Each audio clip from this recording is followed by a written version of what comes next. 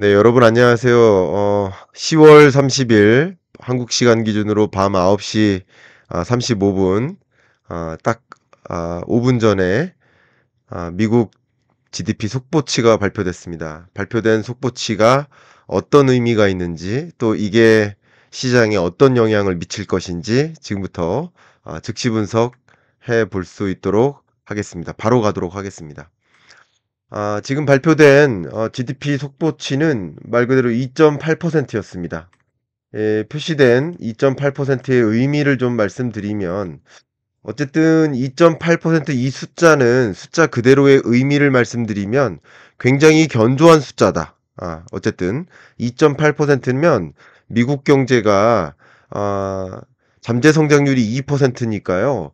굉장히 견조한 숫자에 해당된다. 2.8%면 견조한 숫자에 해당된다. 그러나 시장의 이 속보치에 대한 기대치가 3.0%였는데 그 시장의 기대치에는 못 미친다. 시장의 기대치가 굉장히 높았던 거예요. 그 기대치에는 못 미치는 수준입니다. 그렇지만 기대치에는 못 미치지만 여전히 뭐 굉장히 이 정도면 노랜딩이다 라고 받아들일 만한 그런 수준이다. 그러면 이 숫자를 저는 개인적으로 시장이 어떻게 해석할 수 있을까? 노랜딩에는 부합한다. 기대에는 못 미치지만 노랜딩에는 해당된다. 그러니 어쨌든 기대에 부합하지 않는 수준의 성장률이니까 지금쯤에는 시장에서 그래도 11월에 금리 인하할 수 있지 않을까 하는 기대를 조금 더 하는 모습이지 않을까 이렇게 생각해 볼 가능성은 있겠다. 요렇게 먼저 의견을 드립니다. 먼저 오늘은 미국 경제의 건전한 수준, 그러니까 또 내일은 물가가 발표되고 그리고 그 다음날 연이어서 고용이 발표되니까 물가와 고용까지 다 발표된 다음 금리 인하 스탠스에 대해서 이어서 총괄적으로 말씀을 드리겠습니다만 오늘은 미국 경제가 하드랜딩 오는가 아닌가 노랜딩 오는가, 지금 미국 경제가 어떤 수준인가의 관점에서 의견을 드려볼까 합니다. 어쨌든 지금 시장에서는 나름 3.0%를 기대했지만 그것에는 못 미치는 수준이니까 그래도 좀 기대에는 못 미친다. 좀 실망은 할 수 있겠지만 그래도 2.8%면 괜찮아라고 받아들일 가능성이 있겠어요. 자, 그렇게 보고요. 그리고 여전히 이 정도면 미국 경제가 괜찮겠다. 그래도 소프트 랜딩이나 노 랜딩에 가까운 숫자겠구나. 이렇게 받아들일 수도 있겠습니다. 자, 그 다음 두 번째로 가겠습니다. 이 GDP 속보치를 가지고 그 구체적으로 좀 보도록 하겠습니다. 좀 어려워 보이실 수 있는데 제가 좀 설명을 드려보도록 하겠습니다. 이 GDP를 구성하는 항목이 이게 2.8%라고 했잖아요. 그리고 2분기 확정치가 3%였거든요. 근데 이것을 쪼개 보면 일부가 여기 보시는 것처럼 퍼스널 컨섬션 소비예요. 소비 지출이에요. 일부가 소비 지출이고요. 그리고 제가 말씀드리지만 소비 지출이 미국 GDP의 약 70% 정도의 기여도를 갖고 있습니다. 그러니까 미국 경제 하면 소비가 회복됐는지 아닌지를 보는 게 굉장히 중요한 의미를 갖는다라는 말씀을 먼저 드릴게요. 그런데 지금 보시면 24년 1분기 1.9%, 2분기 2.8%, 3분기 3.7% 매우 견조한 소비의 회복세가 나타나고 있습니다. 그렇죠? 그러니까 가계의 소비 지출이 이렇게 견조하다는 것은 어, 정말 실로 대단한 겁니다. 또 그 소비 지출 항목 중에 재화와 서비스로 구분을 할 수가 있겠는데 그중에 여기 durable goods 이게 소위 내구재입니다. 내구재 하면 여러분 생각하실 때 뭐 예를 들어서 휴대전화 혹은 뭐 가전제품 뭐 자동차 이런 게 내구재예요. 식료품 같은 경우는 직접 소비재라고 보통 부릅니다. 직접 소비재. 그리고 직접 소비재가 있고 준내구재가 있는데 의류 같은 게 준내구재. 그러니까 내구재는 예를 들어서 한 5년 이상 쓰는 거, 준내구재는 2, 3년 쓰는 거. 그리고 바로 쓰고 버리는 없어지는 거. 이게 직접 소비재예요. 그러니까 식료품은 직접 소비재. 의류나 신발 같은 경우는 준내구재, 그리고 가전제품 이런 것들은 내구재 이렇게 보시면 좋겠습니다. 이해 가셨죠? 그러니까 듀러블 굿, 내구재의 소비가 이렇게 8.1%로 굉장히 견조하게 늘어나는 것은 미국 경제가 어, 상당히 견조하다라는 것을 보여주는 근거가 됩니다. 예, 이 부분은 제가 강조를 해드릴게요. 다만 여기 보시는 것처럼 이게 고정자산 투자를 뜻하는데 고정자산 투자가 좀 위축된 거예요, 상대적으로. 고정자산 투자가 위축되는 것은 왜 그럴까요? 제가 이 부분을 잠깐 설명을 드리면 일단 불확실성이 있어요. 어떤 불확실성? 지금이 불확실성이 있는 시대예요. 전쟁이라는 불확실성. 또 미 대선을 앞에다 두고 기업들이 트럼프가 될지 다 바이든이래요. 해리스가 될지 정말 몰라요. 누가 될지 몰라요. 모르니까 어떻게 합니까? 기업들이 바이든 장단에 그러니까 해리스 장단에 맞힐지 트럼프 장단에 맞힐지 모르겠는 거예요. 우리 배터리 산업으로 갈까? 아니면 반도체 산업으로 갈까? 건설 산업으로 갈까? 트럼프가 되면 바로 전쟁 끝낸다고 그랬는데 재건 사업으로 갈까?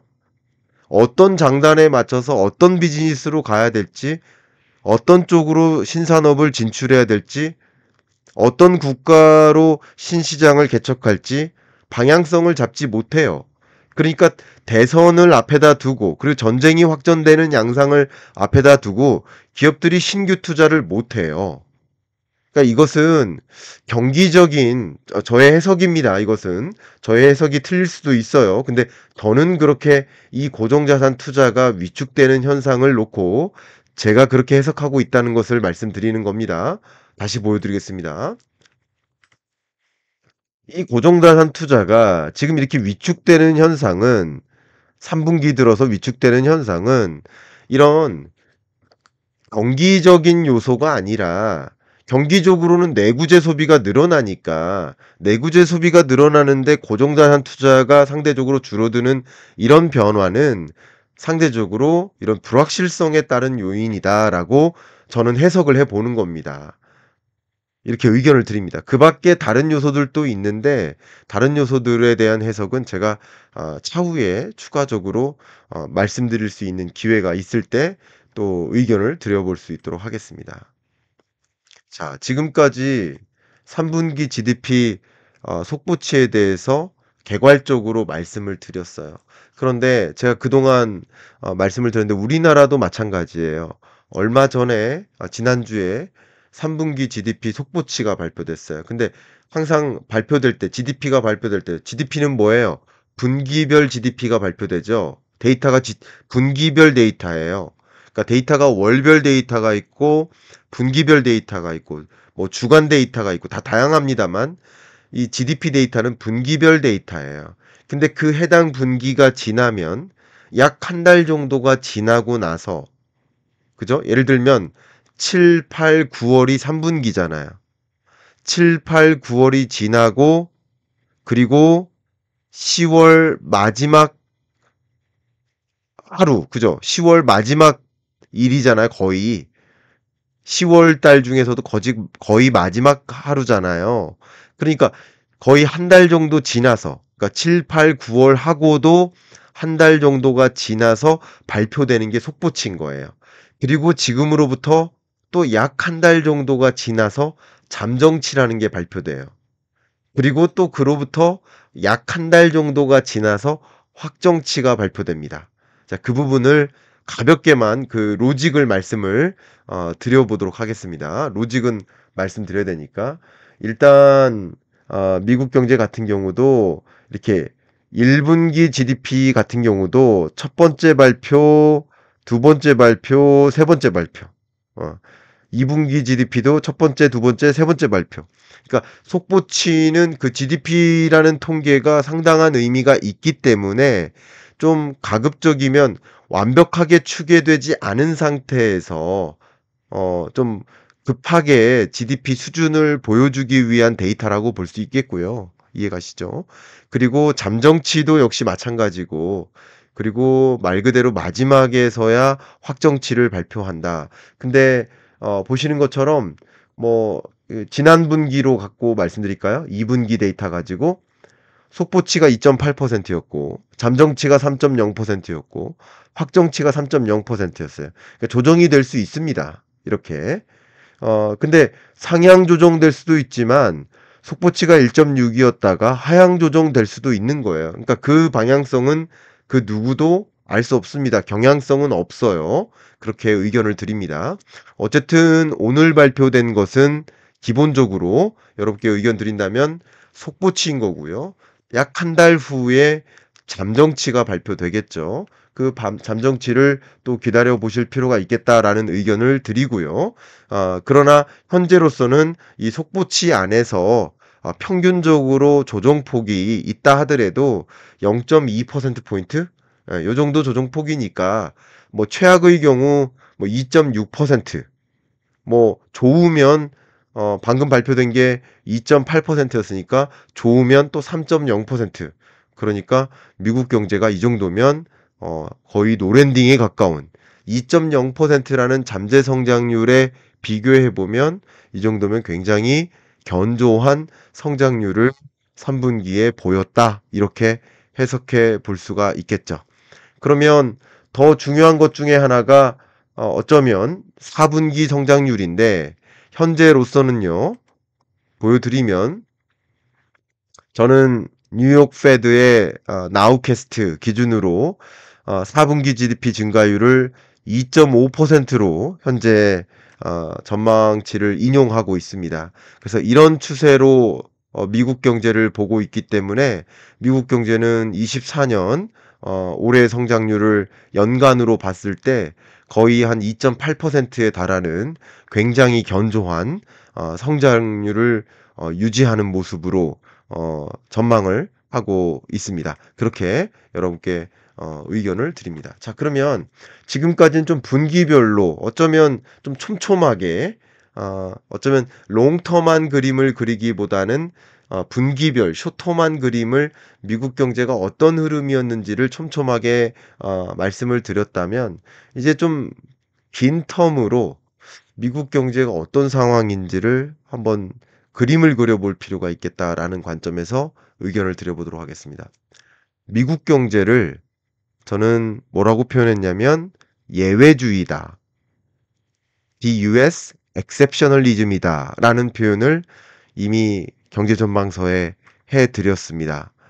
그 부분을 보여드리면 IMF의 경제전망 보고서에도 이번에 미국 경제 성장률을 기존 2.6%가 아니라 2.8%로 상향 조정, 그마저도 상향 조정했고 또 기존 25년 성장률 전망치를 1.9%에서 2.2%로 그마저도 상향 조정해서 미국 경제를 전망했습니다.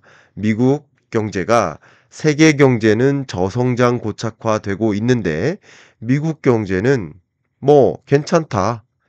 미국이라는 항공모함이 거대한 GDP 규모의 나라가 5.55%라는 기준금리를 올린 나라가 이렇게 2.2%로 여전히 달린다라고 표현을 하고 있는 거죠.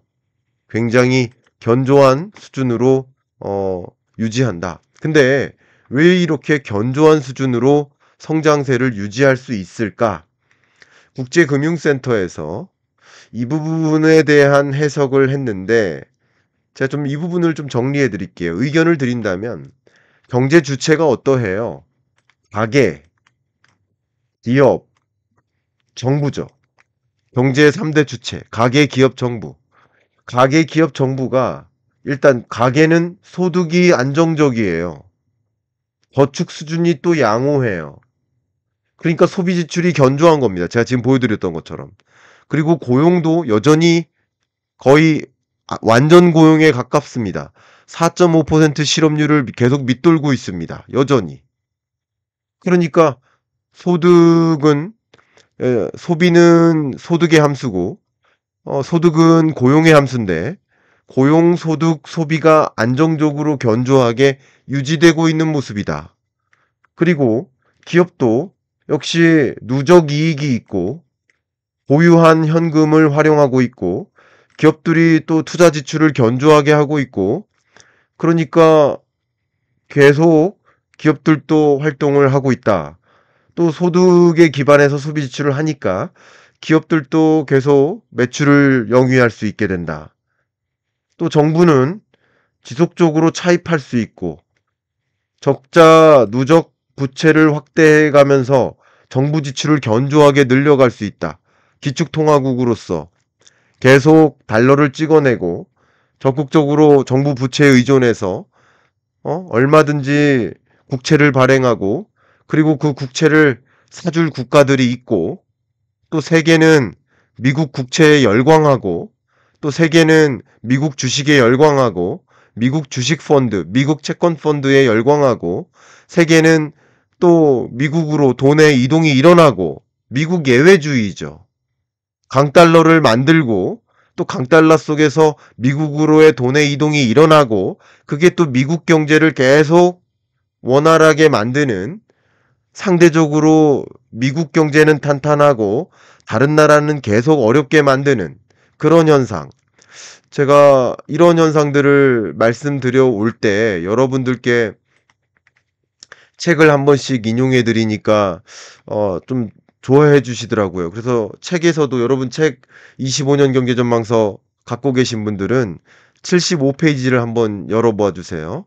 그럼 75페이지 열어봐 주시면 거기에 나홀로 골디락스 미국이라는 표현이 들어갑니다. 75페이지에. 바로 그 얘기를 제가 여기다 쓴 겁니다. 나홀로 골디락스 미국입니다. 여기에 제가 서문으로 뭐라고 했냐면 바람이 분다고 해서 모두가 흔들리는 건 아니다. 세찬 바람에도 흔들리지 않는 나무가 있다. 그러니까 세계 경제가 요동치는 가운데도 흔들림 없이 성장세를 이어가는 나라가 있다. 그게 미국이다라는 표현을 했거든요. 이 75페이지 다음 페이지를 열어보시면 이 그래프가 나올 겁니다.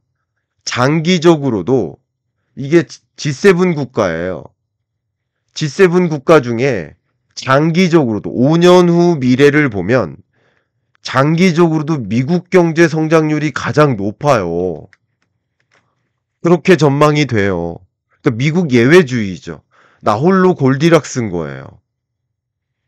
근데 제가 이렇게 나 홀로 골디락스라고 말씀드렸는데 어제도 말씀드렸습니다만 나 홀로 골디락스라고 말씀드린 것처럼 세계는 아닌데 세계 경제는 저성장 고착화되는데 특히 우리나라는 아닌데 우리나라 말씀드릴까요? 미국 예외준이니까 미국만 예외라고 했으니까 뭐로부터 예외라는 거예요? 세계 경제의 저성장 고착화로부터 미국만 예외라고 했으니까 다른 나라들은 저성장 고착화라는 거잖아요. 우리나라는 저성장 고착화라는 거잖아요. 우리나라는 어렵다는 거잖아요. 우리나라 내수 경기 엄청나게 어렵다는 거잖아요. 그 어렵다라는 단적인 근거 하나만 들어드릴게요. 제가 너무나 요즘 많이 강조해 드렸으니까. 단적인 근거 하나. 우리 코로나19 때만 해도 소매 판매 감소율이 마이너스 0.1로 역대급이었는데 2022년에 마이너스 0.3, 23년 마이너스 1.5, 그리고 24년 상반기 마이너스 2.4. 이보다 더 감소할 수가 없습니다. 제가 오늘 아침에 패션 기업 만났는데 절망적으로 힘들대요. 너무나 힘들대요. 이보다 힘든 적이 없대요. 안 팔린대요. 기업 관점에서 얘기해요. 제가 어떤 하나의 자영업체가 힘들다고 해서 그 하나만 갖고 말씀드린 게 아니라 그 기업 관점에서 얘기하는 게 아니라 패션 산업이 힘들다고 얘기를 평가를 하는 거예요. 그분이 이제 임원급이니까 산업을 보시는 분이거든요. 패션 산업이 힘들다는 거예요. 우리나라 경제가 이래요. 그러니까 세계적으로 경기가 둔화되고 있는데 미국만 예외라는 것을 잠깐 말씀드린 거. 그 이유가 뭡니까? 그 이유 중에 하나가 세계적으로 고물가가 등장했고 세계적으로 그 고물가에 대응하기 위해서 고금리를 채택했는데 미국은 유독 고금리를 채택했고 유독 고금리를 채택했음에도 불구하고 5.5%로 금리 인상한 나라 맞아? 이런 의문이 들었는데 그런데 오히려 그것으로 인해서 나홀로 골디락스가 나온 배경은 장달러가 나온 것이고 장달러가 나왔기 때문에 상대적으로 지금 이 순간까지 미국으로 돈의 이동이 집중된 것이다. 보시는 것처럼 돈의 이동 두 가지를 말씀드릴게요. 하나가 주식형 펀드 자금의 이동, 두 번째는 채권형 펀드 자금의 이동, 두 가지를 말씀드리겠습니다. 이 중에서 이 바그래프를 보세요. 바그래프 중에서도 이 파란색 바그래프가 노스 아메리카예요. 노스 아메리카. 이거. 이 노스 아메리카가 당연히 캐나다와 미국인데 절대적인 게 미국입니다. 그러니까 미국으로의 바그래프가 크죠. 의심의 여지가 없는 겁니다. 그러니까 미국으로 주식형 펀드 자금이 집중됐었고, 그러니까 미국으로 돈의 이동이 계속 집중되는 과정에서 미국의 자본시장의 활기가 있고 미국 기업들은 자기 자본이 탄탄하니까 그걸로 또 신사업 진출하고 신규 사업 진출하고 신기술 확보하고 인재 창출하고 계속 선순환을 만드는 거죠. 역시 이건 같은 그림이 아닙니다. 채권형 펀드 자금 시계열입니다. 노스 아메리카로 채권형 펀드 자금 시계열은 더 강하게 움직이죠. 여기 보세요. 더 강하게 움직입니다.